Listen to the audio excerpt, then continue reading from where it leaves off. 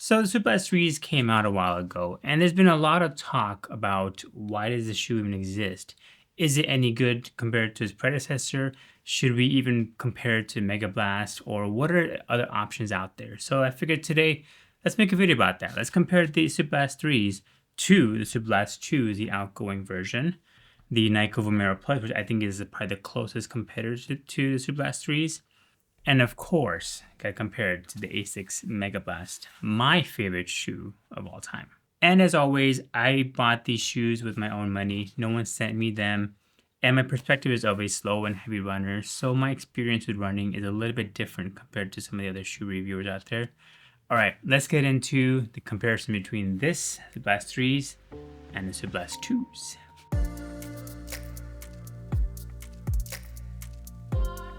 To say that Asics went a complete different direction when it comes to shoes is an understatement. And I don't mean by the superficial part, right? These shoes, the Superblast 2s and Superblast 3s, look very similar. I would say the upper looks a little bit different. I think feels a little bit different. But as far as looks goes, right? They're kind of hard to tell apart. I do like the colorways, I would be honest, of the Superblast 2s. I specifically like the Paris colorway that they had, but you just could never get your hands on those. So this was my second favorite, and I actually do love this colorway. I think it looks really good. I like the accent between the blue and the gray. Over time, and then I mentioned this in my anticipated video, Superblast 3s, especially the white colorway, has grown on me. I've come to like it a lot more, but I will say this shoe had the better colorways overall. Again, more to be seen. Hopefully Superblast 3s have different kind of colorways coming out very soon. But so far, Superblast 2s looked very good. But the superficial differences aside, with these two shoes run is very, very different. Many people thought this was a very controversial shoe, and that's because some people loved it, like myself, because of the firm, stable ride that you got from it. And many people hated it because it was too firm for them. They even called it the Super Bricks 2. And I can see that perspective as well, because this shoe did take some time for me to break in, about 50 miles, and it kind of did soften up a little bit. It's still not super compressive by any means. I specifically like the Superblast 2s for the tempo workout, the stable long runs with some marathon time in them.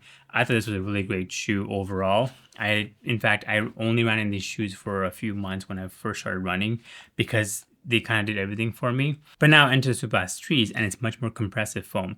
I won't get to the spec differences for the shoe comparisons because I've already done a full review of all the shoes on a different video. But this one has the FF Leap, which I think is much more compressive race foam compared to the FF Turbo Plus that's found in the Superblast 2s. And I still feel those same kind of bounce that I got from the Superblast 2s and Superblast 3s while having that compressive feel. See, the thing is, over time with Superblast 2s, I didn't really reach for them for my easy runs because of that firmer ride and that slappy ride that you would get because of the foam and the firmer foam underneath. I just didn't want to run my recovery runs and easy runs in them, so I would reach for something like my Gel Nimbuses or my Brooks Glycerin Max. But now it's Superblast 3s and it's much more compressive foam. And I've noticed that it was very slappy in the beginning, but that's actually kind of gone now, which is surprising. So I think maybe as the foam kind of eased in a little bit, it's not quite as slappy as it was before. But this shoe is great for the easy runs, the recovery runs, along with the long runs and the tempo workout and all that kind of stuff. So this kind of checks two additional boxes for me that the Superblast 2s could not fill. So with that being said, right, should you buy the Superblast 3s if you already have Superblast 2s? Well, as with anything I say in this channel, it all depends on your shoe rotation. Do you have a good shoe rotation where this fits in perfectly? Maybe you have a really good recovery shoe, you have a faster shoe for your interval workouts, and you just need a long, stable, easy ride for your long runs, and you like the firmer ride of the Superblast 2s, then no, don't get it. Or buy a second pair of these because they are on sale now for $150, I believe. But if you're someone like me who wanted to replace the Superblast 2s with something that's similar to it for the long runs, for the tempo workouts, but also include the easy runs and recovery runs, then I would say, yeah, if you can add in the $60 more price tag for these, I would say this is definitely a much bigger upgrade. But again, look at your shoe rotation, because if you are already set with the shoe rotation and it's good, it's working for you, this is not going to make you a faster runner. Sorry to say, I've learned that truth the hard way myself. This is not going to make you a faster runner if you already have a good shoe rotation. But if you're looking to replace something and you were already planning on buying something else, and you wanted to check those other boxes that this shoe does, which is the easy runs, tempo runs, long runs, all that kind of stuff, you can't go wrong with Superblast 3s. So which shoe am I keeping, honestly? I'm keeping Superblast 3s for me because of, again, covering all the bases. And it's unfortunately the last time I'm actually going to be holding the Superblast 2s. I actually just sold them on eBay. They still look very brand new. It's like I've never ran in them at all. They've held up very, very well. So these have lasted me a long time. And the biggest test for Superblast 3s is going to be how well do they stack up, because this shoe I've probably put in at least 300 miles total in this, and again, it looks pristine and the foam runs really well. I really hope that this shoe lasts just as long as well, because, and as I mentioned in my Superblast 3 review, the biggest reason why Superblast 2 was so goated, as young kids call it nowadays, is because it lasted a very long time. So I'm hoping that this continues the tradition.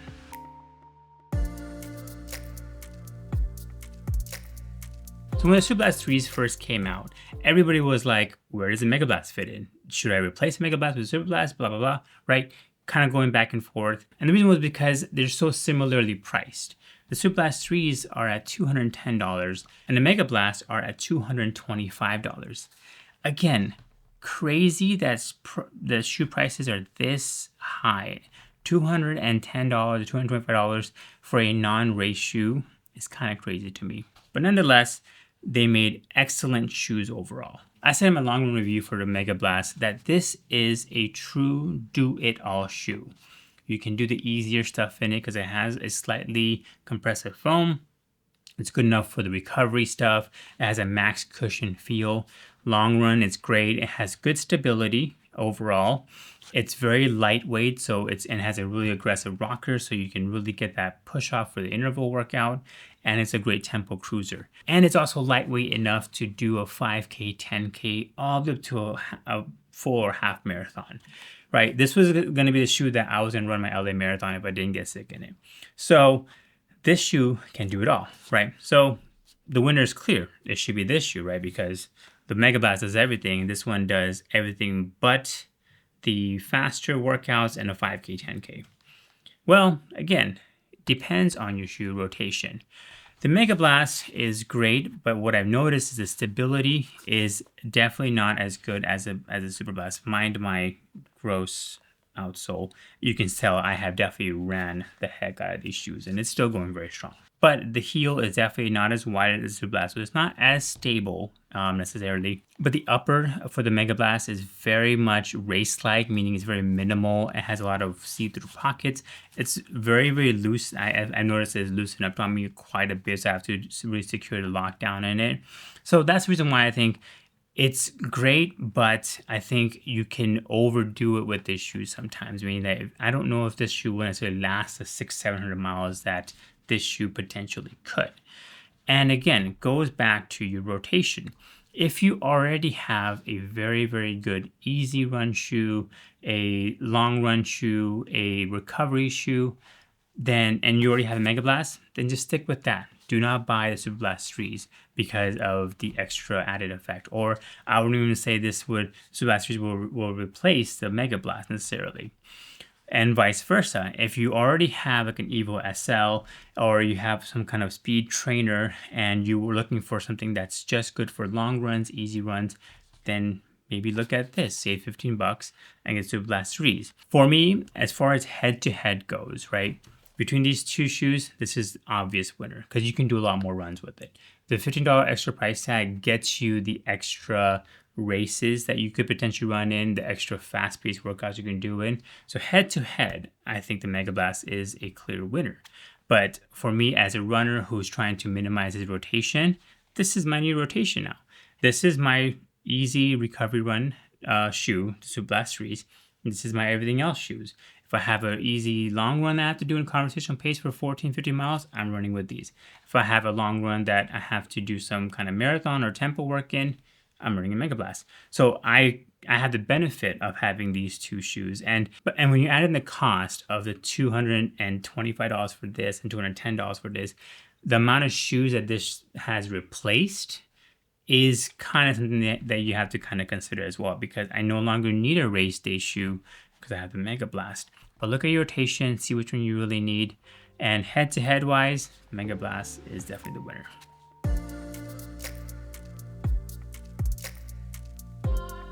And before we move on to the last shoe, I have to just kind of do a mini rant. I know this video is going to be already very long, but I just got to put this in there. Feel free to skip if you want to. But I just feel like Asics really confused their consumers by naming of these shoes, right? The Asics Superblast 2s, the 3s, and the Megablast. This shoe, the Superblast 2s, and the midsole and the feel you get from it is very similar to the Megablast and that midsole, the FF Turbo Squared. I feel like they're very, very similar. This is definitely much more, I would say, more compressive and much more bouncy than the Superblast 3s, but that's kind of what I felt when I first ran in the Megablast. I was like, oh, this is a much, much higher upgraded version of my Superblast 2s. This is instantly going to win, right? So then you enter in this shoe, which is very compressive. It has a very different kind of midsole, although it looks like a Superblast. The midsole definitely does not feel like a Superblast. In terms of that firmness and that feeling you get when you're running in them, that midsole feel, you don't necessarily get the same kind of feeling. Don't get me wrong, this is still a very good tempo runner and all that kind of stuff. But I just felt like the Megablast is much more closer, and that foam is much more closer to Superblast. But the Superblast 3s, honestly, when I first ran in them, in terms of what they compare to in the Asics lineup, they're very similar to the Novablast 5s, in my opinion, because of that FF Blast Max and that super compressive foam that had. Unfortunately, that foam has died on me recently, but the feeling I get with that compression and that bounce, all that kind of stuff, is very similar to this. So I just felt like they could have made this midsole of the Megablast, put it into the upper of the Superblast 3s and call this the Superblast 3s, and then do the opposite. Take the upper of this, which is the race-like upper, and put it in the shoe that has a race-like foam, and make this the Megablast. And I think that would have made a much easier transition for customers. I feel like, just a thought I'll put out there. I know they still have that same kind of two midsole kind of thing in these two shoes, the 2s and the 3s, but I just gotta say, going from the Superblast 2s to 3s, I'm like, okay, that makes sense. That's a really good upgrade. I like that a lot. Then you go from this to this, you're like, whoa, what happened? This is not very similar. So, but again, a mini rant. I apologize for just yapping, but I just kind of have to throw it out there. I just feel like the naming is very confusing for people.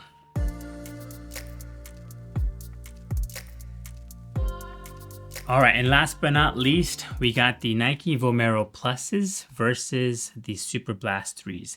And these two shoes, I think, are probably the most similar in terms of feel and the fun you get from it, and the midsole overall. Nike Vomero Pluses were probably my biggest surprise of 2025. I never really liked Nike running in Nikes because they always felt very narrow. I tried the Pegasus, it was so firm, I just could not get a grip on it. I never had the chance to try the Invincible 3s, but the Vomero Pluses were very, very shocking, very fun because of that super long, the full slab of the Zoom X, right? I love this shoe. This was my go-to easy recovery and long run shoe before the Superblast 3s came out. The only thing I didn't like about it was how heavy they were, but you expect that, right? You expect that from a max cushion shoe. You expect the heaviness. So I lived with it. And it's not to say for this shoe that the heaviness of it affects the ride, because the midsole is so bouncy and so propulsive that you don't notice it at all. So it didn't bother me at all, honestly. It didn't feel like a shoe that was very sinking, which my gel Nemesis that this shoe replaced felt like that, right? When I run in those, I just never could get that bounce going forward. This gave me that nice compression, but then also the bounce going forward. So I absolutely love this shoe. But then when I wore my Superblast 3s, these have the same kind of feeling. In my opinion, these two foams in this combined feel the same as the Zoom X. I still get that fun bounce that I like from the Vomero Pluses. I also like the super compressive foam. The biggest reason why I like these a lot more is how lightweight they are. My men's size 12 are almost the same weight as my Megablast. I would say they're in the same ballpark, even maybe plus or minus 5 grams.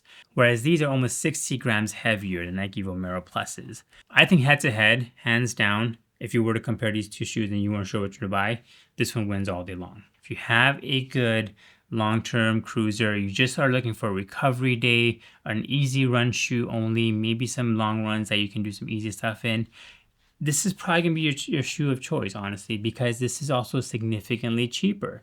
They retail at $180, but Nike has been doing sales on the Vomero Pluses and the Vomero 18s, and you can find them for about $150, $160 like that, which is, again, $50, $60 cheaper than this shoe. And this one will probably never go on sale until the new one comes out.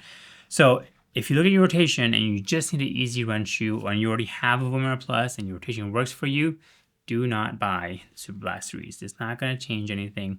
But if you're somebody, again, like me, who was looking for something to replace Superblast 2s for long runs and provide the extra comfort and feel, then this is definitely a winner for me. So again, head to head, this one wins. But look at your shoe rotation and see if it makes sense. All right, there you guys have it. My 3 biggest competitors to Superblast 3s and what I think about them. I know it's a longer video than intended because I just really wasn't quite sure where I wanted to put the shoe, and I want to give my honest, unfiltered feedback on where this shoe kind of lands for me. I've run in all of these shoes well over 100 miles. I think the Superblast 2s are at 300 miles, and Megablast probably at 200 miles, honestly. And the Vomero Plus is probably 150, something like that. And I'm closely approaching 100 miles in my Superblast 3s because I'm doing my 30-day run challenge. If you guys don't know, be sure to follow me on TikTok, Instagram, and I do also post it on YouTube Shorts. But I'm doing a 30-day challenge where I'm running a 5K every day, and majority of my runs have all been in this shoe. So I'm probably going to be hitting 100 miles before end of the month, honestly, for this. But nonetheless, I would say Superblast 3s are in contention for an early shoe of the year category. It's a very big surprise. Again, it's a very big descent from the Superblast 2s. But I am here for it. I welcome it. I've had so much fun running in these, and there are days where I don't want to run anything else besides these. Maybe the Megablast I reach for a little bit more, but there are many days, especially my recovery days, my easy days. I just want to run in these and not think about anything else. But as always, I do appreciate you guys watching and subscribing and liking all that kind of stuff. Please be sure to comment below if you agree with me, if you disagree with me, if you think one shoe is better than the other. By all means, I welcome it. If you want to ask me some more questions specific on which shoe to compare and I didn't address in this video, by all means, leave it down below and I'll try to get through all of that too, because I know you guys, a lot of you guys ask me, do you like this one? Does this make sense? All that kind of stuff. I would love to help you guys because I'm still learning this whole running thing and I'm loving it even more. So as always, thank you guys so much for watching, and I'll see you guys next time.